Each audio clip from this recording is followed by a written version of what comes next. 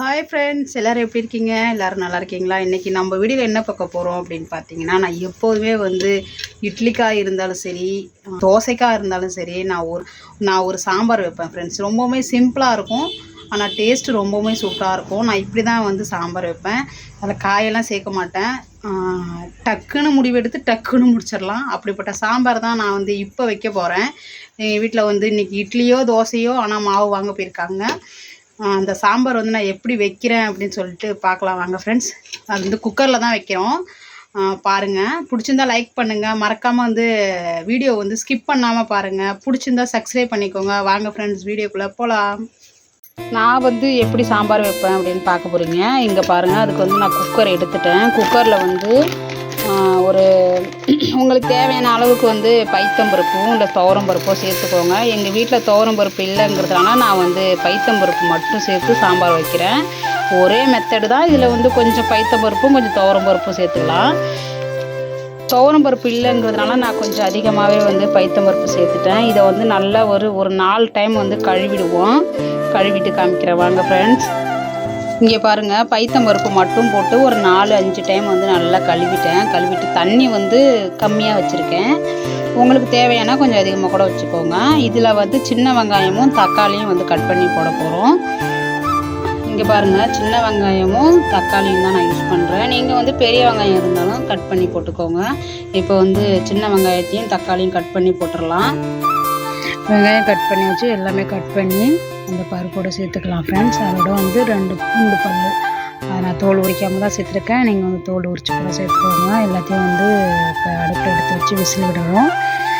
பைத்தம்பருப்பு நல்லா சீக்கிரமாகவே வெந்துடும். அதனால் நான் ஒரு விசில் மட்டும் விட்டுக்கிறேன். நீங்கள் துவரம்பருப்பு சேர்க்குற மாதிரி இருந்தீங்கன்னா ஒரு 2 விசில் விட்டதும் எடுத்துக்கோங்க.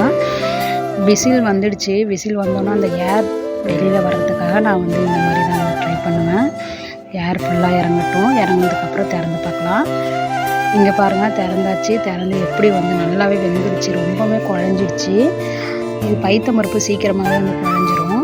துவரம்பருப்பு சேர்த்துருந்தீங்க அப்படின்னா கொஞ்சம் நல்லாயிருக்கும், தண்ணியாக இருக்க மாதிரி இருக்கும். இப்போ இது எல்லாத்தையும் நல்லா இது பண்ணி நல்லா மசிச்சு விட்டுட்டு உடனே தாளித்து ஊற்றிடுவோம். தாளிக்கிறதுக்கு நான் அடுப்பில் சட்டி வச்சு தேவையான எண்ணெய் ஊற்றிக்கிறேன். சாம்பார்னாலே கொஞ்சமாக எண்ணெய் ஊற்றணும் அப்படின்னா சாம்பார் ரொம்ப டேஸ்ட்டாக இருக்கும். நான் அதே மாதிரி கொஞ்சமாக எண்ணெய் ஊற்றி அதுக்கு தேவையான கடுகு கொஞ்சம் சேர்த்துக்கிறேன். கொஞ்சம் இருட்டாக தான் இருக்குது. ஏன் அப்படின்னா கேமரா லைட்டு பக்கம் வைக்க முடியல என்னால். அதனால் கொஞ்சம் இருட்டாக இருக்குது. இப்போ கொஞ்சம் வெளிச்சமாக இருக்குது பாருங்கள். ட்ரை பண்ணுறேன், ஆனால் வைக்க முடியல. கடுகு நல்லா பொரிஞ்சதும் தேவையான கொஞ்சமாக ஜீரகம் சேர்த்துக்கலாம். இதுக்கு கொத்தமல்லி இருந்தாலும் நல்லா இருந்திருக்கும். கொத்தமல்லி நம்ம வீட்டில் இல்லை. அதனால் ஜீரகத்தை சேர்த்துட்டு அது நல்லா பொரிஞ்சதும் அதுக்கு தேவையான கருவேப்பிலையும் சேர்த்துக்கலாம். கருவேப்பிலை சேர்த்ததும் நம்ம ரெடி பண்ணி வச்சுருக்கோம் இல்லையா, அந்த பருப்பு அதை எடுத்து ஊற்றி நம்ம தேவையான தண்ணி ஊற்றுவோம். நான் கொஞ்சம் அளவுக்கு அதிகமாக தான் செஞ்சுருக்கேன். நீங்கள் உங்களுக்கு தேவையான அளவு செஞ்சுக்கோங்க. தேவையான அளவு தண்ணி ஊற்றி நல்லா கிளறி விட போகிறோம். நல்லா கிளறி விட்டதுக்கப்புறமா நம்ம மஞ்சத்தூள் கொஞ்சமாக சேர்த்துக்க போகிறோம். இது பாப்பாலாம் சாப்பிட்றதுனால நான் மஞ்சத்தூள் மட்டுமே சேர்த்துக்கிறேன். நீங்கள் இதில் மிளகாய் தூள், சாம்பார் தூள் இது வேணாலும் சேர்த்துக்கலாம். உங்கள் இஷ்டம் தான் அது எல்லாமே. இதில் நீங்கள் உங்களுக்கு ஏற்ற மாதிரி எந்த பொடி சேர்க்கணுமோ சேர்த்துக்கோங்க. சேர்த்துட்டு தேவையான அளவு உப்பு போட்டுக்கணும். தேவையான அளவு உப்பு போட்டு நல்லா ரொம்ப கொதிக்கணும்னு அவசியம் இல்லை. ஏன்னா பயிர் நல்லா வெந்துருச்சு. அதனால் ஒரு 2-3 கொதி கொதிச்சா போதும். மேலே கொத்தமல்லி தழை இருந்தால் போட்டு சாப்பிட வேண்டியதான் ஃப்ரெண்ட்ஸ். இங்கே பாருங்கள், நல்லாவே எங்களுக்கு ஏற்ற மாதிரி நான் கொதிக்க வச்சுட்டேன். இங்கே பாருங்கள், கொஞ்சம் கிட்டி பதயமாக தான் இருக்குது. இதை நாங்கள் சாப்பிட போகிறோம். சூப்பராக இருக்கும் ஃப்ரெண்ட்ஸ். சிம்பிளாக தான் இருக்கும். டேஸ்ட் ரொம்பவுமே சூப்பராக இருக்கும். எங்கள் வீட்டில் இட்லி தோசைக்கு நாங்கள் இந்த சாம்பார் வச்சு தான் நாங்கள் சாப்பிடுவோம். இதோட நீங்கள் கார சட்னி வச்சு சாப்பிட்டீங்கன்னா இன்னமும் டேஸ்ட்டாக இருக்கும். பிடிச்ச லைக் பண்ணுங்கள், ஷேர் பண்ணுங்கள், சப்ஸ்கிரைப் பண்ணுங்கள். ரொம்ப நன்றி ஃப்ரெண்ட்ஸ். பாய்.